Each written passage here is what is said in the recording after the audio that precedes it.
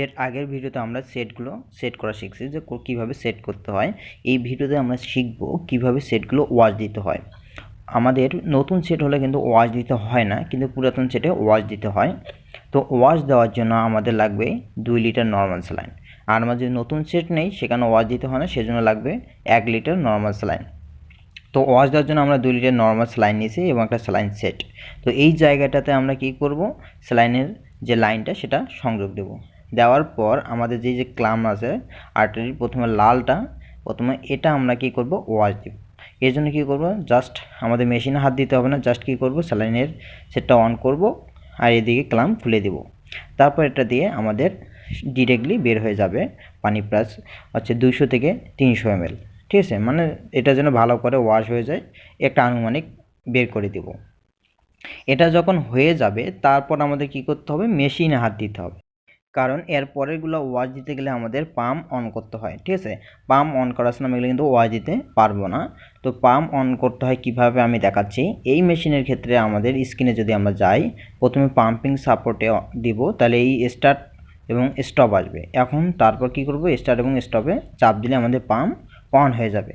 তারপর কি করব, আমরা পাম্পটা ওইভাবে পেঁচায় পেঁচায় কি করব, বাড়াই দিব 500 পর্যন্ত, মানে যেটা যত পর্যন্ত লিমিট। আবার কোনো মেশিনের ক্ষেত্রে হয় কি, আচ্ছা আপনাদের পাম্পটা অন্য জায়গায় অন করতে হয়, এই রকম স্ক্রিনে থাকে না বা অন্যভাবে অন করতে হয়। এটা শিখে নেবেন যে আমরা কীভাবে পাম্পটা অন করব। যখন হয়ে যাবে তারপর এরকম করে কি করব, আমরা প্রথমে ক্লামটা খুলে দেব এবং একটা গেলিপড নিচে এই যে প্রত্যেকটা লাইন থেকে 1 গেলিপড করে বের করব। পাম্প অফ করব, তারপর এখানে অফ করব, তারপর কি করব, পানিটা ফেলাই দেব। আবার পরেরটাতে কি করব, আগে ক্লামটা আমরা খুলে দিব, আবার পাম্পটা অন করে দিব। এভাবে কি করব, আমরা এভাবে বের করে নিব।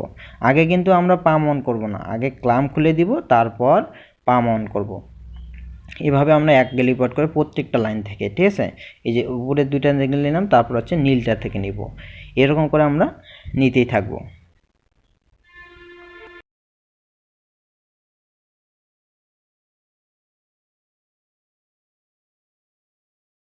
তো আমার লাল দুটো নেওয়া শেষ হয়ে গেল, এখন আমরা কি নেব, নীলগুলা থেকে নিব।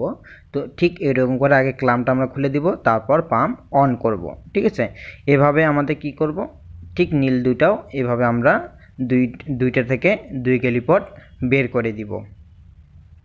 আর বারবার বলতেছি, আগে আমরা ক্লাম খুলে দিব, তারপর পাম্প অন করব। যদি আমরা এরকম না করি, পাম্প আগে অন করি, তাহলে কিন্তু আমাদের সমস্যা হবে। ঠিক আছে, প্রেশার পড়বে পাইপের মধ্যে। এই জন্য আমরা কি করব, আগেই ক্লামটা খুলে দেব, তারপর পাম্প অন করব। তো এভাবে আমরা নিতেই থাকবো। আমি আস্তে আস্তে দেখাচ্ছি যেন আপনাদের সমস্যা না হয়।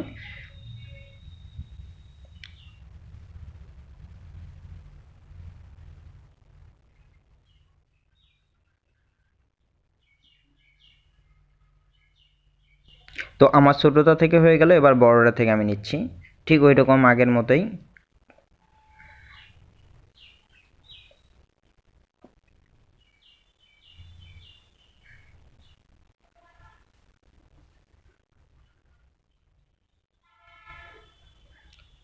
তো আমার এটা হয়ে গেছে, আগে পাম্প অফ করলাম, তারপর ক্লাম অফ করলাম, তারপর আমি ফেলাই দিলাম।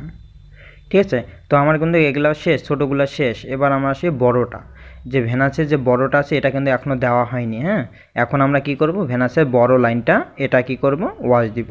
তো এটার জন্য জাস্ট ওই আগের রকম যে ক্লামটা খুলে দিব, তারপর পাম্পটা অন করে দিব, তারপর এটা থেকে আমরা বের করে দেব। ঠিক এখান থেকে আমাদের যেহেতু এটা মোটা এবং বড়, এই জন্য আমাদের বেশ মোটামুটি একটু পানি বের করে দিতে হবে বা ওয়াশ দিতে হবে। এখানে 2-3 মিনিট সময় লাগে। হ্যাঁ, কারণ এটা একটু মোটা পাইপ, এই জন্য।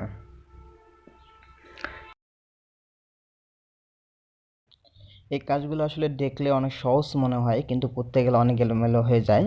তো আপনারা কিন্তু একদিনে শিখতে পারবেন না, কিন্তু আপনারা যখন মেশিনের কাছে যাবেন, কয়েকদিন করবেন প্র্যাকটিস, তখন এগুলো কিন্তু এমনিতে হয়ে যাবে। ঠিক আছে, তো এর জন্য কিন্তু তাড়াহুড়া করা যাবে না, এবং এটা হচ্ছে কি একটা ধৈর্য সহকারে শিখতে হবে। ঠিক আছে, তো আপনি ভিডিও দেখে কিন্তু সব শিখতে পারবেন না, অবশ্যই আপনাকে মেশিনের কাছে যাইতে হবে এবং মেশিনে হাত দিতে হবে। যখন আপনি এগুলো হাত দিয়ে যাবেন বা হাত দিবেন, তখন কিন্তু আপনাদের এগুলো ঠিক হয়ে যাবে। এবং এগুলোর জন্য আপনাকে বেশি বেশি ডায়ালাইসিসে কাজ করতে হবে। যদি আপনি করেন তখন এগুলো আপনার বেশি সময় লাগবে না। আমার ভিডিওগুলো দেখে কিন্তু আপনি প্রাথমিকভাবে একটু ধারণা পাবেন, আর আপনি যখন করবেন তখন আপনার ঠিক হয়ে যাবে। তো আমার কিন্তু মোটামুটি বের করে দেওয়া শেষ। এখন আমি কি করব, পাম্প অফ করব। তারপর আমি কি বললাম, এই যে এগুলো আমাকে খালি করতে হবে। এই জন্য কী করতে হবে, জাস্ট এগুলো ক্লামগুলো খুলে দিব, দিলেই এগুলো কিন্তু বের হয়ে যাবে। হ্যাঁ, এই পাইপের মধ্যে যে পানিগুলো আমরা বের দিয়েছিলাম বা বের করলাম, ওখানে কিন্তু কিছু পানি আছেই, এগুলো খালি করতে হবে। এই জন্য কী করছি, এগুলো জাস্ট ক্লামগুলো খুলে দিয়েছি। আর ওইদিকে আমাদের যে ভেনাস লাইন, এইটা অন করা ছিল। হ্যাঁ, এবং সেটা পাম্প অফ করে করলাম, পাম্প অন করে কিন্তু করা যাবে না। যখন আমার বের করা হয়ে যাবে বড় নীলটা দিয়ে, তখন আমি এই কাজটা করব। তারপর কি করলাম, আমাদের লাল লাইনটা এবং হচ্ছে নীলটা এক করে দিলাম কানেক্টরের সাহায্যে, দিয়ে আমি ক্লামগুলো খুলে দিলাম। তারপর কি করলাম, পাম্পটা অন করে দিলাম। নিয়ে এবার যেটা হচ্ছে আমাদের, সেটা হচ্ছে কি ডায়ালাইজারটা আমাদের ঝাঁকাইতে হবে। কেন কি, এখান দিয়ে এয়ার ঢুকতে পারে এবং বা এয়ার যে আছে এর ভিতরে সেগুলো আমরা বের করে দিব।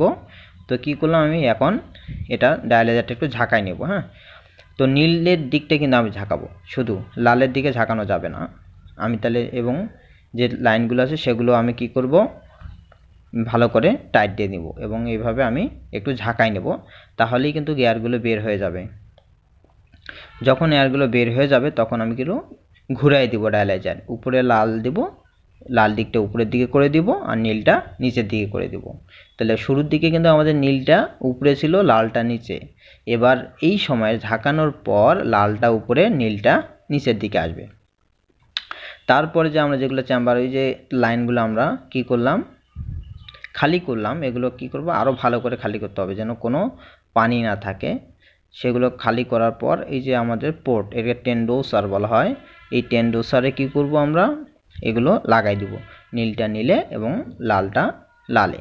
দেওয়ার পর আমরা কি করব, এগুলো একটু পরে আমরা ক্লামগুলো খুলে দেবো, এখন না।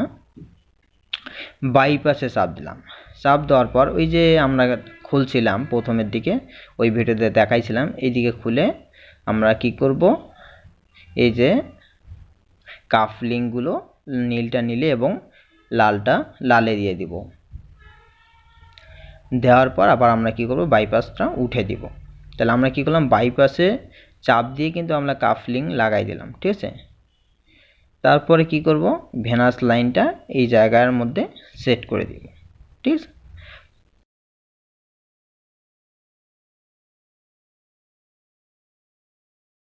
এবার আমি 1 সিসি হ্যাপারিন নিয়েছি। হ্যাপারিনটা কী করবো, এবার এটাকে আমি 10 সিসি বানাবো কিভাবে, এবং 9 সিসি নর্মাল স্যালাইন নিব। তাহলে নর্মাল স্যালাইনটা করে নিব, এই যে আমাদের যে এইদিকে হ্যাপারিন লাইন আমি বলছিলাম সেটা উপরের দিকে থাকে, এখান থেকে কি করব, ক্লামটা খুলে আমি এটাকে 9 সিসি মোট 10 সিসি বানাবো, ঠিক আছে। তাহলে 1 সিসি হ্যাপারিন এবং 9 সিসি নর্মাল স্যালাইন মোট হলো 10 সিসি করে আমরা এখন হ্যাপারিনের যে জায়গাটা আছে পোর্টটা, এই যে সিরিঞ্জটা এখানে বসাই দেবো। মানে এটা হচ্ছে সিরিঞ্জ মেশিনের মতো জায়গাটা, ঠিক ওই রকম করে আমি কি করব, এটাকে একটু চাপ দিয়ে নিচের দিকে চাপ দিয়ে দিলেই এটা কিন্তু আস্তে সরে যায়। আমি এটাকে এইভাবে সেট করে দিলাম, ঠিক আছে। এভাবে সেট করে এখন আমি কিন্তু খুলে দিইনি, আমি এটা পরে খুলে দেবো যখন আমি এটা সেট করব। জাস্ট আমি এইভাবে সেট করে রাখলাম। এখন আমার মোটামুটি কাজ শেষ। এখন আমি কি করব, পানি সেট করব। এর জন্য আমাকে ইউএফে যাইতে হবে। যাওয়ার পর সবার উপরে আমাদের এখানে আছে, এই যে আমি চাপ দিলাম, যত চাবে বা রোগীর আমরা পানি দেখব কতটুকু লাগে সে ততটুকু কী করব, সেট করে দেব। এভাবে আমরা কমা বাড়া করব। তার পাশেই আমাদের আছে কি সময়, এভাবে আমরা সময়টাও সেট করে নেব, ঠিক আছে। সাধারণত 4 ঘন্টায় থাকে, এই জন্য দিলাম না, ওই 4 ঘন্টায় রেখে দিলাম। তারপর আমাদের যেটা করতে হবে, ইউএফে চাপ দিলে আবার আগের মতো আসবে। এবার কি করতে হবে, এবার আমাদের পাম্পিং সাপোর্ট উঠাই দিতে হবে। পাম্পিংয়ের সাপোর্টে চাপ দিলাম, উঠাই দিলাম। দেওয়ার পর এখন আমি কানেক্ট দেবো। এই জন্য কী করতে হবে, পাম্পটা আমাকে 150 করতে হবে, এই জন্য আমি 150 করে নিচ্ছি। 150 করে নিলাম। তারপর স্যালাইন সেটটা অফ করব এবং আরটাই এবং ভেনাস লাইনের যে ক্লাম্পগুলো আছে মোটা লাইনগুলোর, সেগুলো ক্লাম্প করে দেব। তারপর আমরা কি করব, পেশেন্টকে কানেক্ট দেব। মানে কি, এটা আমার কমপ্লিট রেডি করা। তো আশা করি আপনাদের ভিডিওটা অনেক কাজে লাগবে। তো ধন্যবাদ সবাইকে ফুল ভিডিও দেখার জন্য।